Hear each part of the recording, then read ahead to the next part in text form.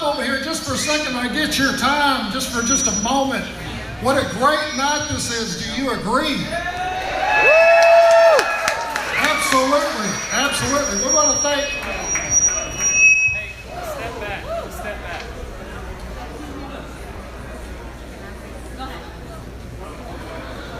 Can you hear me now without the squeak? So like A little better? All right, all right. We want to thank Senator Fallon for having us out here tonight for this great party. Don't you agree? That is, we're going to thank Senator Fallon for that great party tonight. And listen, I got to tell you something. This is a little bit of a downer, just a moment, okay? Some of y'all may know that my father died in June, okay? And he gave me this pair of boots that I'm wearing. Actually, my mother did. But I want you to know that his son rode these boots to victory tonight for his second term in the Texas House.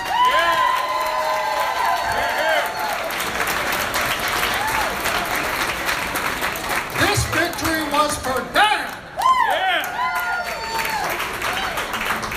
I want you also to know that it looks like, if everything stays as it is, that we are going to hold, the Republicans are going to hold the Texas House.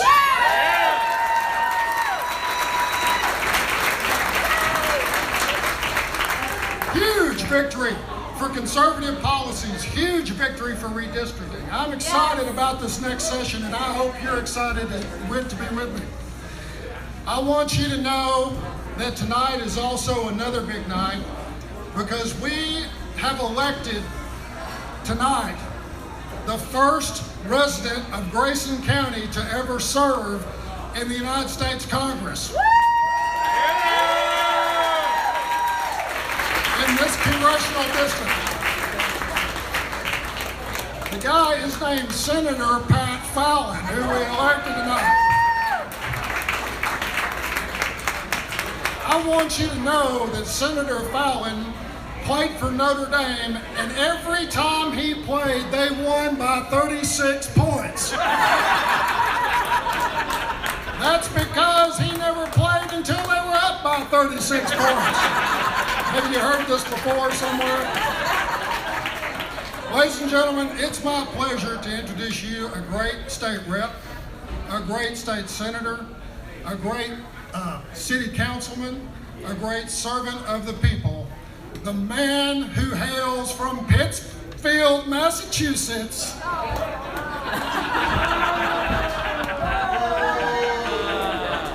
And he got here as quickly as he could. Senator Pat Fallon, our next congressman.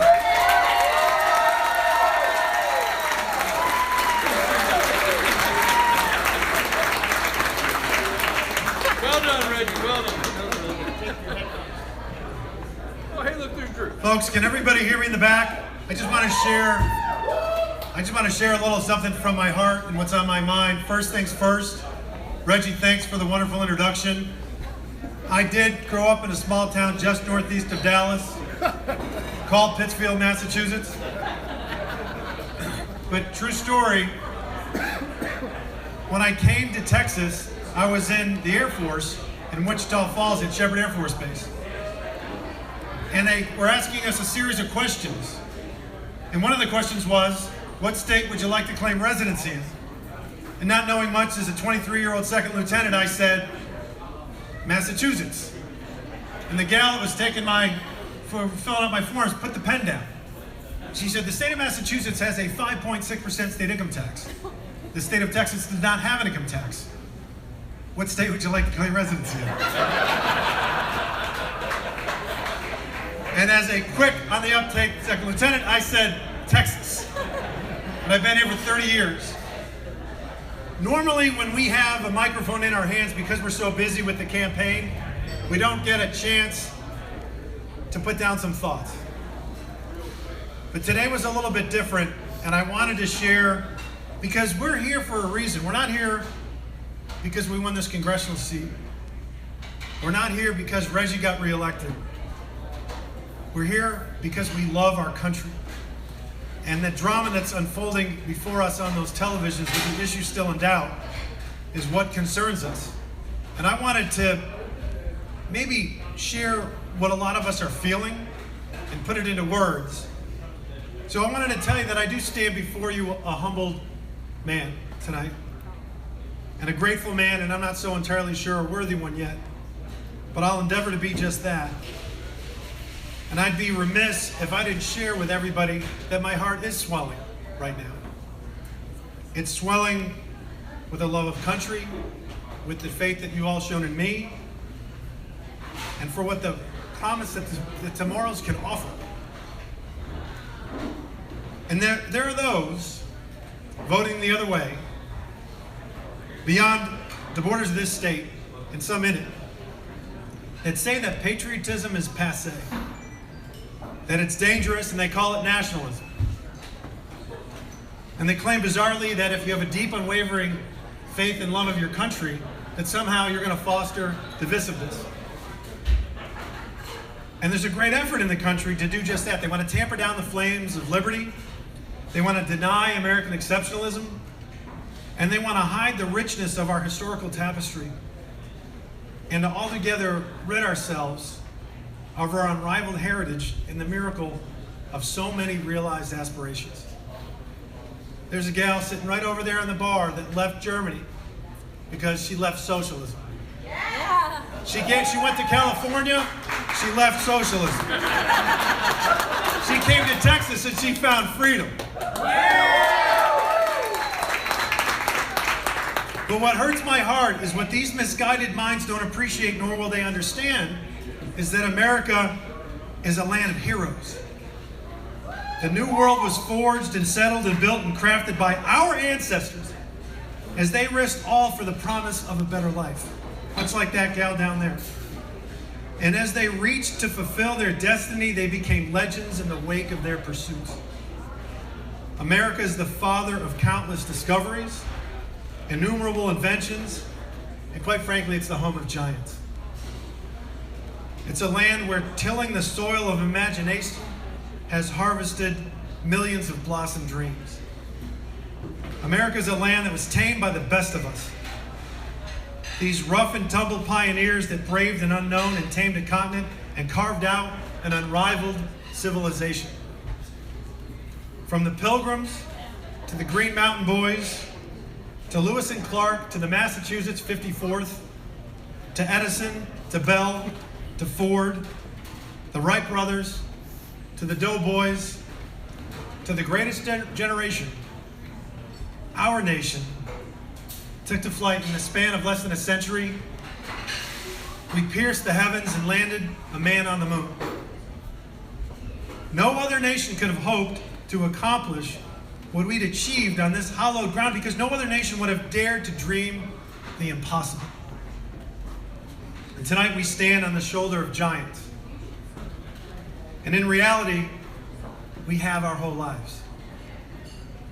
The spirit of our ancestors live within each of our hearts. And we need to listen to its beat. We need to feel its grace. We need to see its beauty and the beauty of the canvas that they painted, and to believe in the ideal that they envisioned. Texas was fathered by heroes who vanquished tyranny and wrestled freedom from a dictator's grasp. 184 years ago, Texas declared its freedom. And today it's synonymous. You go anywhere in the world and they ask you where you're from, you say Texas. You don't say the States, you don't say America. If you're in Delaware, you say Delaware. They don't know what you're talking about.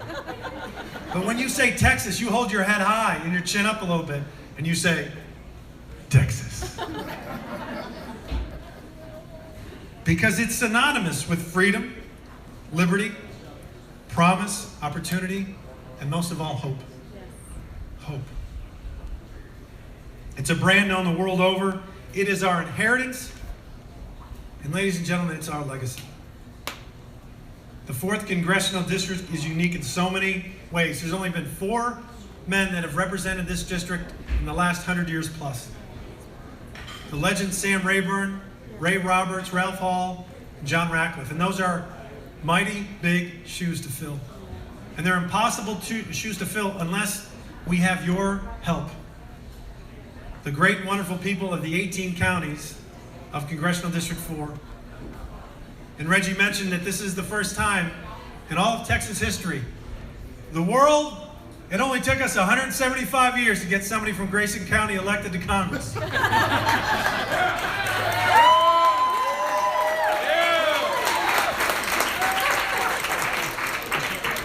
But more so and importantly, what we need to do is be a fierce advocate and representative for all 18 counties in this district. You don't need any notes to know that Grayson's wonderful, as is Collin, and Rockwall, and Rains, and Hunt and Hopkins, and Fannin and Delta, Lamar, Red River, Bowie, Cass, Marion, Morris, Camp, Upshur, Titus, and Franklin. All 18 counties deserve fierce representation because the people in our district and in Texas understand that there's a value in a hard day's work. And people come to Texas, they don't come to Texas, as we said on the campaign trail, for our majestic mountain vistas or our world-class beaches or our refreshingly cool August afternoons. California has all three of those. They come here because Texas, we have more liberty here. We have more freedom here. If we go away to California, then why would we stay? We stay because of that promise. We stay because of the things that brought people to this country for 250 years. And that is that opportunity and that hope. And I'm going to tell you, we have a lot of people here tonight, maybe 200 plus. We have so many more things in common than the liars on that TV box will have us believe. That's right. They talk and preach about the vision because it's their currency. But we said at the beginning, and the inception of this country, e pluribus unum, 3 Latin words, from many, one. And everyone here, somewhere in your lineage, somewhere in your ancestry, a person made a decision. They made a decision to leave. And they made a decision to come here. When you see a river, you don't know where it's going to flow, but you know where it's going to end. A river always finds its way to the sea. Always. And human beings gravitate toward what? We gravitate toward freedom and liberty. It's inevitable. When's the last time anybody in this place ever heard somebody say, I got 2 weeks vacation. I cannot wait to go to Tehran. We had a fella in Rockwall that owns Luigi's. He's from Albania. He came to Texas. I said, why'd you come to Texas? Moscow's closer. But he's gravitating toward liberty and freedom. China's got a border with 16, 17 countries. Nobody immigrates to China, save one nation, the one that has even less freedom than those folks, North Korea. And when North Koreans go to China, that's not their final destination. They want to go and flow toward freedom. South Korea, the West, or this country. And just like in our country, Texas is not losing net population to California, Illinois, or New York. They're all losing population and opportunity and jobs to Texas. Because Texas is about freedom, limited government, low taxes, reasonable regulation, tort reform, personal responsibility. Those things mean something. And so does American exceptionalism. It's real. And we need to teach our children that it's real. Because if you love this country and you appreciate its bounties and blessings, you're going to work to protect and defend this nation. You're not going to join Antifa, ACLU, or those other hard left, nutty organizations, because those people are filled with hate and poison in their heart. And they don't understand what truth is. And we're going to give it to them, because I don't care if some on the left think truth is the new hate speech. They're going to hear it from us, and they will hear it from the 4th Congressional District of Texas.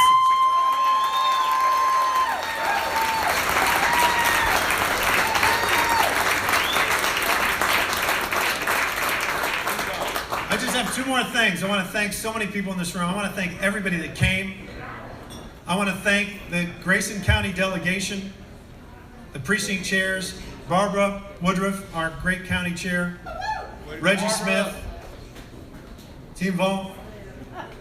But if it weren't for those precinct chairs, I would have never started this journey in the first place, because you need a foundation, you need a base in any election, and Grayson was our base. And then we went out and met so many other wonderful people in 17 counties. I want to thank Trace Johannesson for being here. I want to thank Casey Campbell for being here. They were fellow candidates. We were never opponents, we were fellow candidates.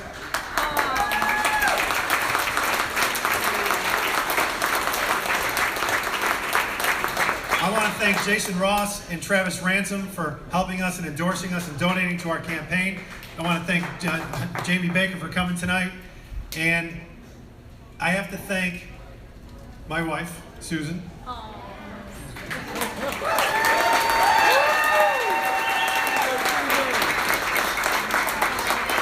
I have to thank my boys, Thomas, who's 14, and Mac, who's 11.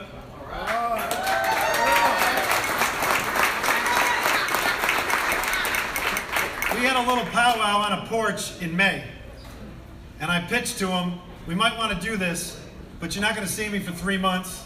I can't promise you we're going to win, but what do y'all think? And the boys and Susan said, it's too important to pass up because we need fighters in Washington. We need folks to tell Nancy Pelosi that that gavel will not be hers for long. And even if she does retain it for 2 years, it's not going to be hers after 2022 because we will never stop fighting for liberty and freedom for the people of this district.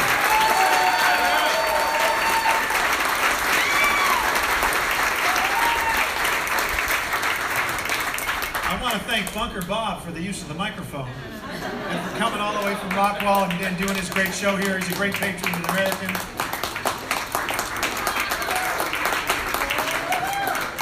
But there's 26 precinct chairs in Grayson County. And not to belabor and list all 26, I want to thank Debbie Flanders on behalf of all of them. Yes. Thank you for your faith in me.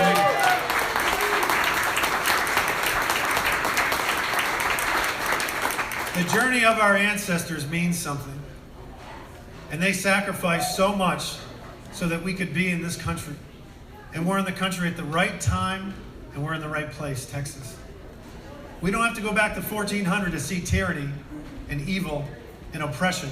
It's happening today in this world, and unfortunately billions of people are suffering at the hands of tyrants that don't let them choose the way they want to live their own lives. But we have that here in this country. So what they said back when they founded this nation is this. And they gathered ironically in Pennsylvania. And they said, we will pledge our lives, our fortunes, and our sacred honor. And now we're all looking at Pennsylvania again to see what path this country will take over the next 4 years. And we don't know. It's in doubt, but I like the fact that it looks like President Trump's winning so far in Wisconsin by 3 points. But I want to just talk to you right now from my heart. This is a deep honor, and it's a night I'm never going to forget.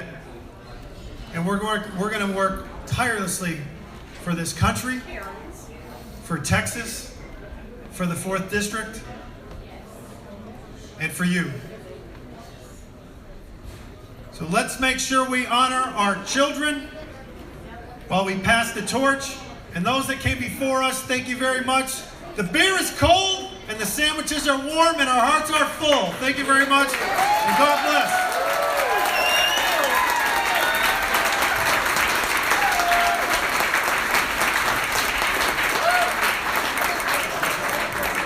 President Trump's going to win with 279 electoral votes. You heard it here first. That